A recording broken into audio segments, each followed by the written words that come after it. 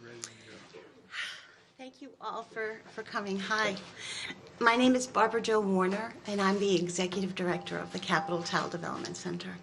So first I would like to start by thanking the President, I know, for the ARPA funding.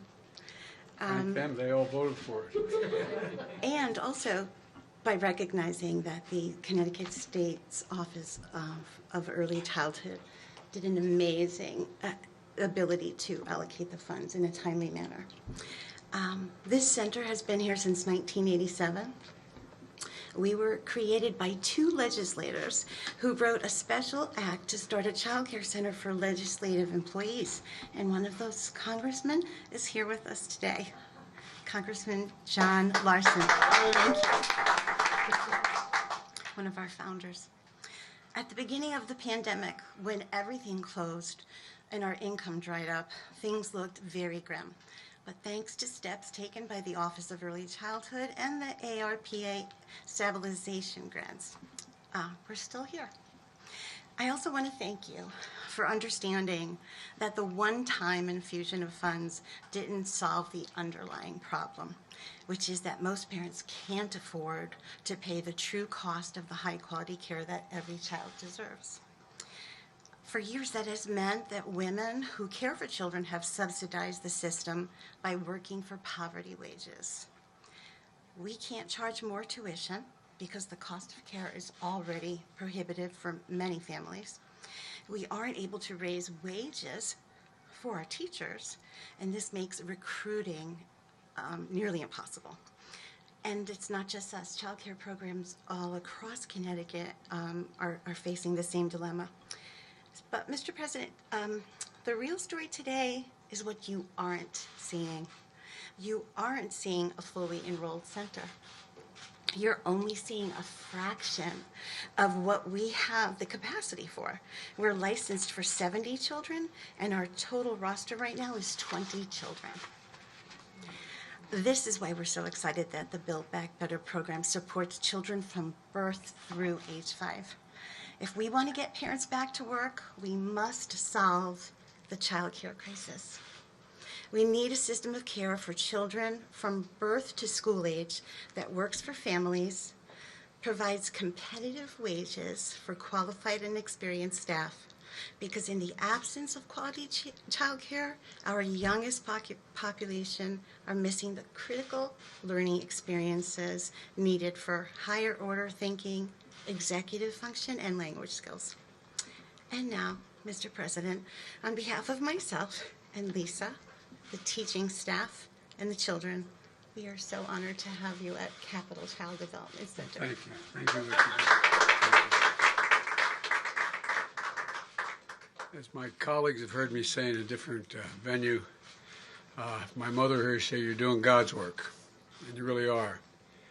You know, I know that a lot of people are in desperate need of a facility like this and child care. I didn't fully appreciate it as a young member of the county council when I was 27 years old. But when I got elected to the United States Senate, and I was 29, I wasn't old enough to be sworn in yet. Between the time I got elected and the time I actually ultimately went to the Congress, I turned the eligible age of 30. But also in the meantime, there was an automobile accident. My wife was Christmas shopping, and my daughter was killed. My wife was killed. And my two young boys, Bo and Hunter, were very badly injured and hospitalized for a long time. And so I thought, well, I'll get some help. And I was making a decent salary as a U.S. Senator, $42,000 a year. That was a decent salary. And I could not afford the child care. Everybody wonders why I commuted every day 265 miles a day to be back and forth with my children. I could afford the train, it was cheaper, to be able to take every day so I could kiss my boys. It wasn't Ozzie and Harriet, but we'd have breakfast in the morning. And when they got a little older, get them off to school. And I'd get in the train and come home in time to, if I got home in time to have dinner, it was seldom I'd get home in time to have my dinner, and they'd save their dessert, and I got to see them, kiss them goodnight, and get in bed with them. And so it made me realize how difficult it is for the vast majority of people who need help. I was lucky. I had a mother who's nearby. A sister's my best friend who quit her job temporarily and moved in with her husband to help me raise my kids. But most people don't have that option. So I've been conscious of the concern and the lack of access and the lack of financial ability to have child care for a long time. And I want to thank the team here at the Capital Development Center for welcoming us today. I want to thank the excellent Connecticut leaders you have here. Ned, you're one of the best governors in the United States of America. No, you really are. You really are, because you stand up for what you believe in and you don't back down. And Mr. Mayor, Luke is an Afghan war veteran. We were talking about all the work he's done with the former governor of Delaware, Jack Markell, now, who's placing Afghan refugees coming out of Afghanistan. And we're continuing to get people out. Thank you for what you do. I really mean it. And Richard Blumenthal, who was back in those days the Attorney General when my son Bo was still alive, and he was Attorney General. And not a joke, but he looked to Richard for help. And thanks for the way you took him under your wing. I really mean it, Richard. It made a difference. You know what he thought of you. And Chris Murphy, who has been not only a real soldier, but he has stood up and stuck up for me.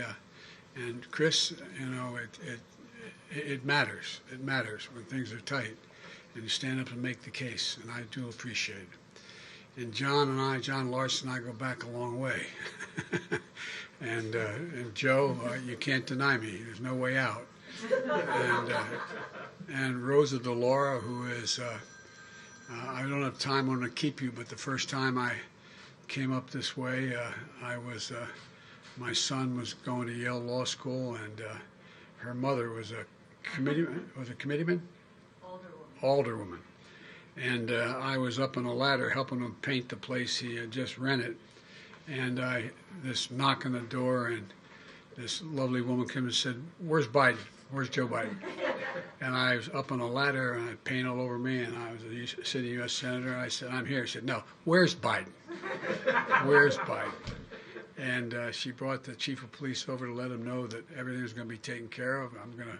But your mother was something else. But that old expression, the apple doesn't fall far from the tree. Rosie, you've been an incredible leader in all things having to do with the health and well-being of children and women. And we would not have had the legislation we're now trying to continue were it not for you.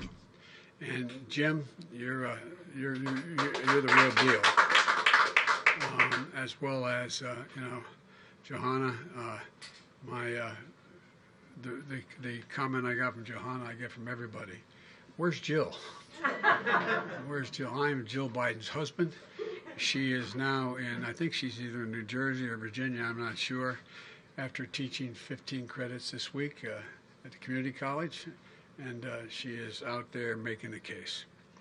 I'm here today to talk about what's fundamentally at stake right now, in my view, for the families, not only of Connecticut, because you're ahead of the curve in some of what you've done on your own, but for our country. For a long time, America set the pace across the globe.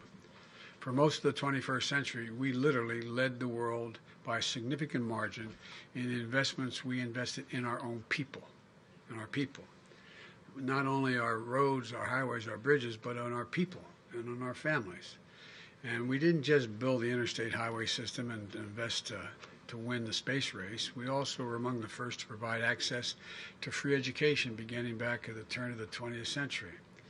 It was a distinction and a decision to invest in our children and our families, and it's a major reason why we were able to lead the world in the 21st century. One of the few nations in the world had universal education for everyone, beginning in what was then first grade. But somehow along the way, we sort of stopped investing in our people. Our infrastructure has fallen from the best in the world. According to the World Economic Forum, our infrastructure ranks 13th in the world.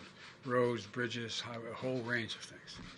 But just as important as the Organization of Economic Opportunity and Cooperation now ranks America 35 out of 37 major countries when it comes to investing in early childhood education and care. Say another way, the world's catching up and beginning to pass us. Jill has, my community college, Dr. Biden, has an expression she's used for real. Any country that educates us will outcompete us. Any country that out-educates us will outcompete us. We cannot be competitive in the 21st century in this global economy if we fail to invest. That's why I propose two critical pieces of legislation being debated in Washington right now. They're both bills. They're not about left versus right. They're not about moderate versus progressive or anything else that pits one American against another. These bills, in my view, are literally about competitiveness versus complacency, about opportunity versus decay, and about leading the world or continue to let the world move by us. Folks, a lot of folks know what's at stake in the infrastructure bill. It's about rebuilding the arteries of our economy, putting people to work in good-paying jobs. The estimates in Wall Street would create up to 16 million new jobs over time.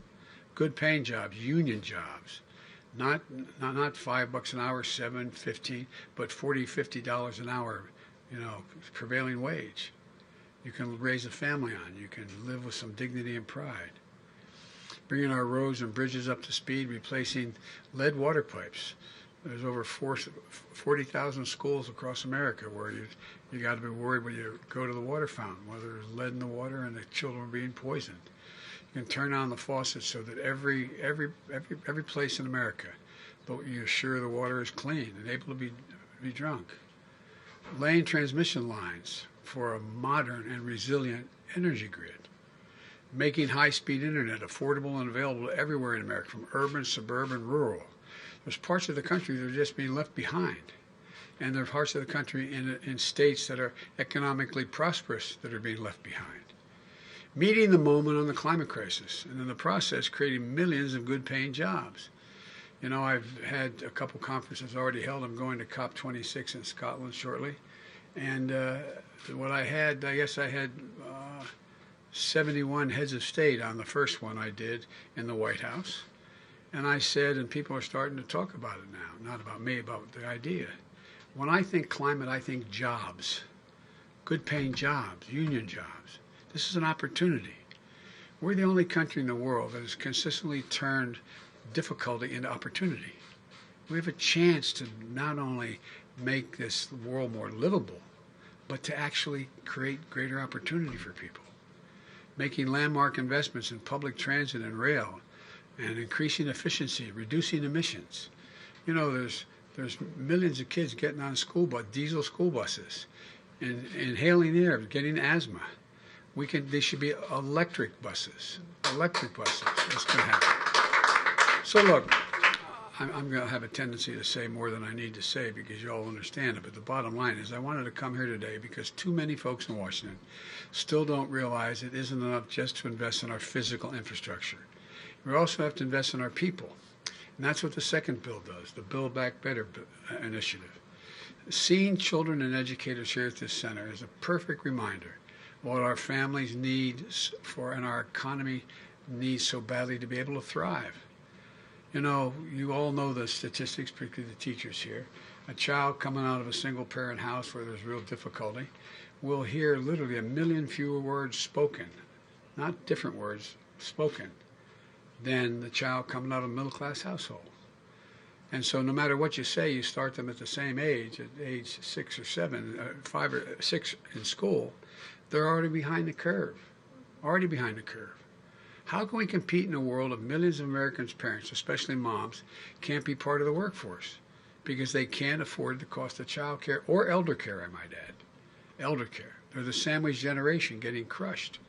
Here in Connecticut, the average annual cost to bring your toddler to a quality child care center is about $16,000 a year. That's what it is around the country. Some places more, some places a little less. A lot of money. That's $16,000 after taxes, after you pay your taxes. So the average two-parent family with 2 young kids spends 26% of their income on child care every year. My Build Back Better plan is going to change that. It's going to cut the cost of child care for most Connecticut families literally in half. No middle-class family will pay more than 7% of their income on child care. None, period. And that's going to help parents get back into the workforce and make ends meet.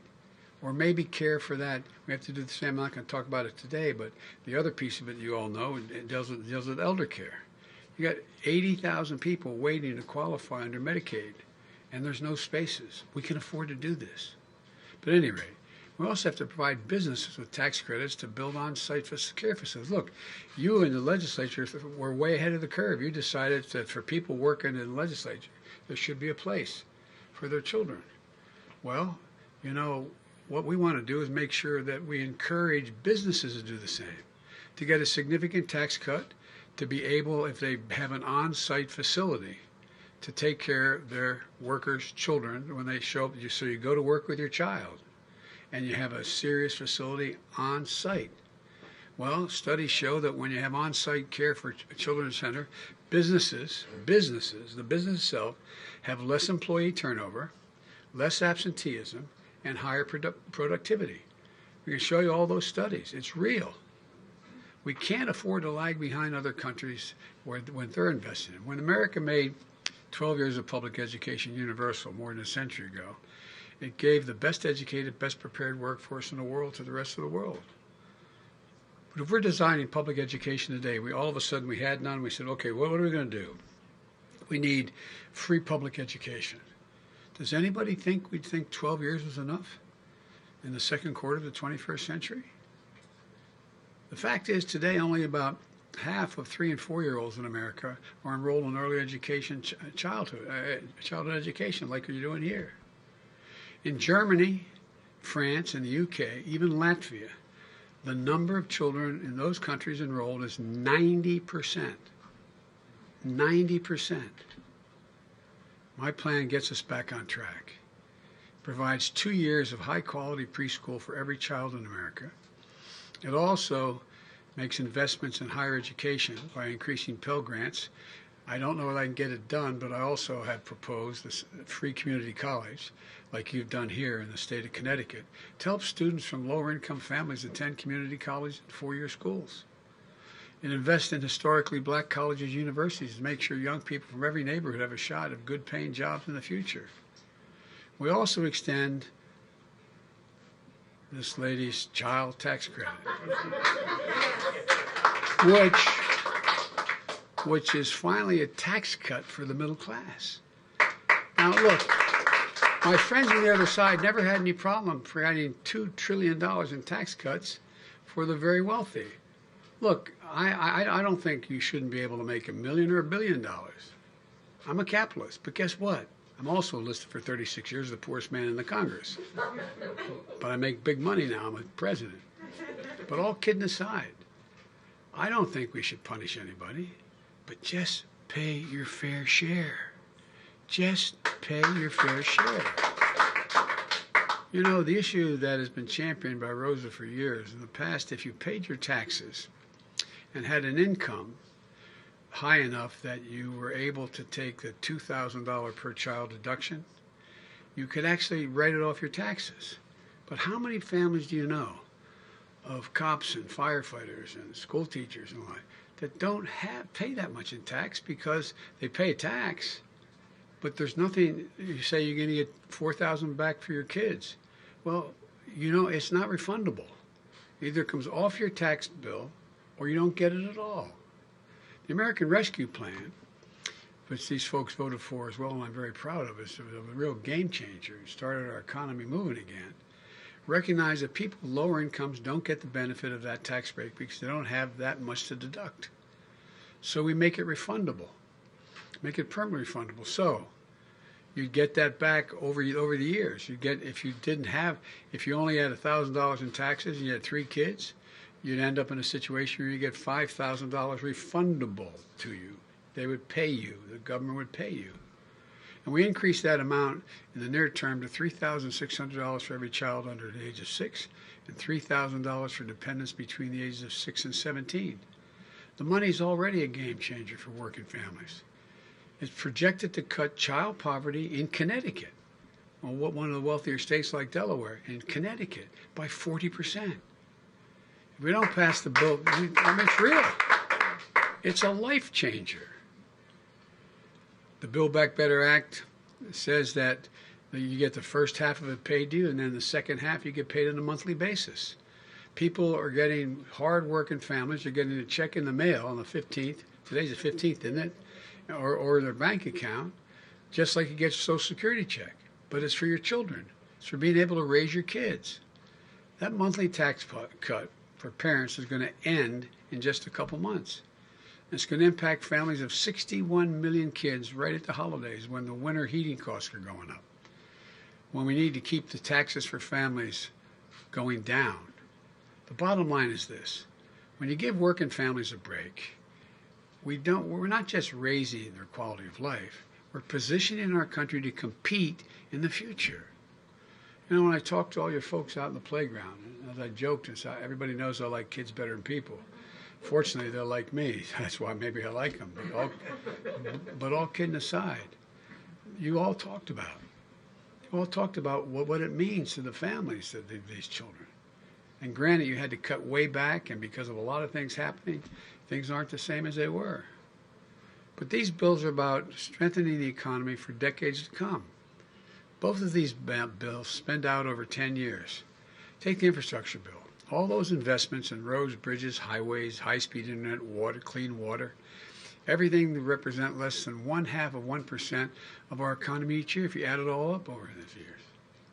And the cost of the Build Back Better bill in terms of adding to the deficit is zero. So when I hear people say it costs $3.5 trillion, and be honest with you, we're probably not going to get $3.5 trillion this year. We're going to get something less than that. But I'm going to negotiate it. I'm going to get it done with the grace of God and the goodwill of neighbors and the creek not rise, as my grandpa would say. But all kidding aside, we're going to keep coming. And because the more we demonstrate it works, the more we can do. It's paid for because big corporations and the very wealthy ought to start paying their fair share. Let me be clear. Nobody, since I got elected, and when I was campaigning, nobody who makes under $400,000 a year, which is a lot of money, will see their taxes go up one single penny. Nobody. Not one. That's why in the highway bill, I didn't add gas tax. So I keep that commitment. In fact, this plan cuts taxes for working people.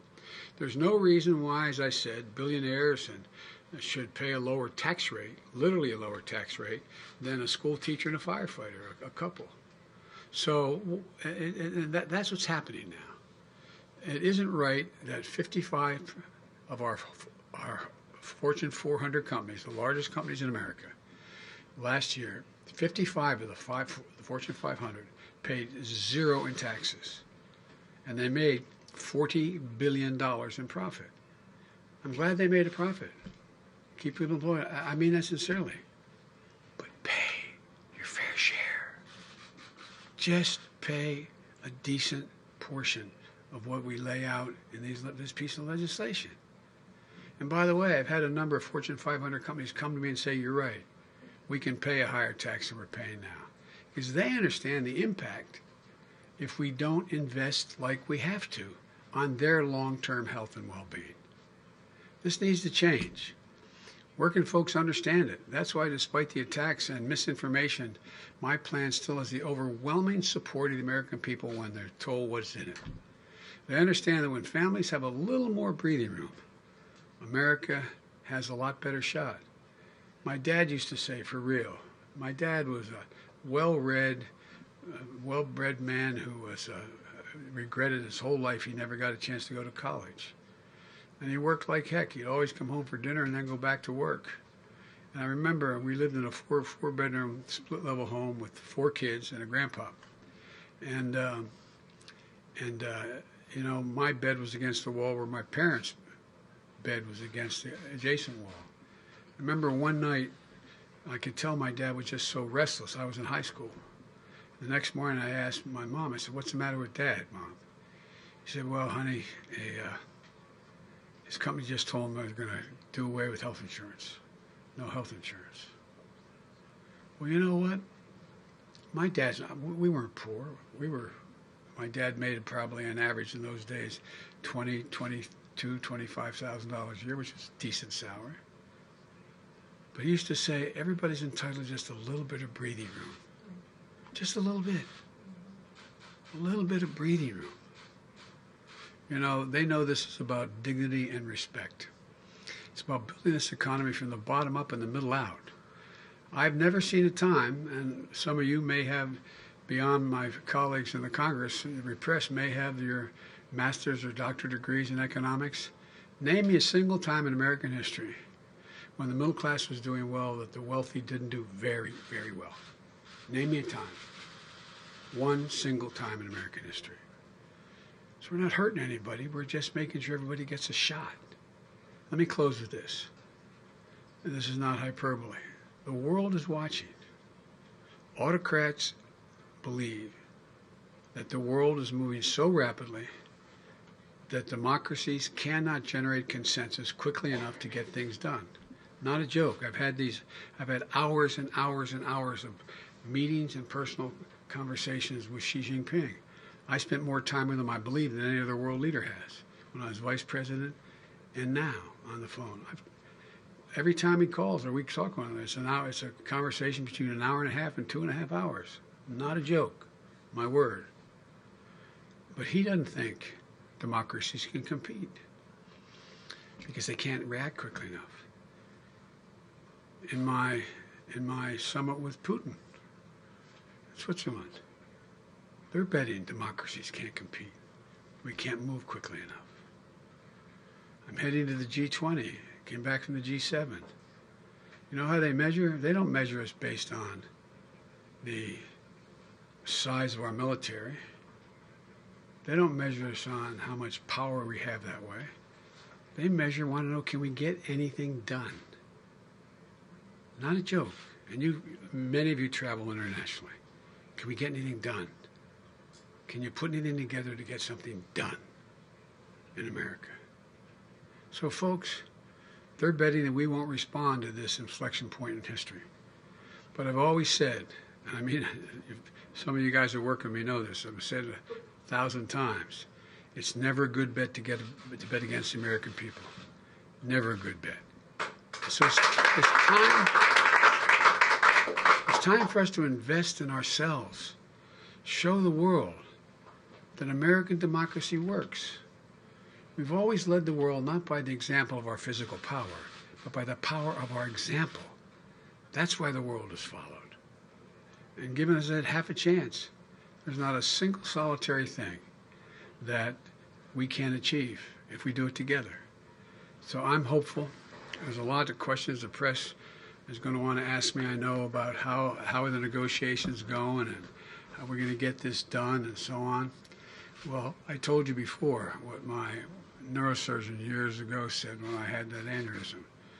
He said, your problem, and that was then a senator, your problem, Senator, is you're a congenital optimist. But I'm convinced we're going to get this done. I'm convinced we're going to get it done. We're not going to get $3.5 trillion. We'll get less than that, but we're going to get it. And we're going to come back and get the rest. So I want to thank you all, and God bless you. And I know you're asking about President Clinton. I've been exchanging calls. He seems to be, God willing, doing well. And so when I talk to him, I'll let you all know. But in the meantime, thank you for taking the time to be here. And I say this again, the press heard me say it. For all you elected officials, it's like a busman's holiday for you. Come to have to listen to another politician speak. But I am really, and I mean this without exception, I'm so proud to be associated with each one of you.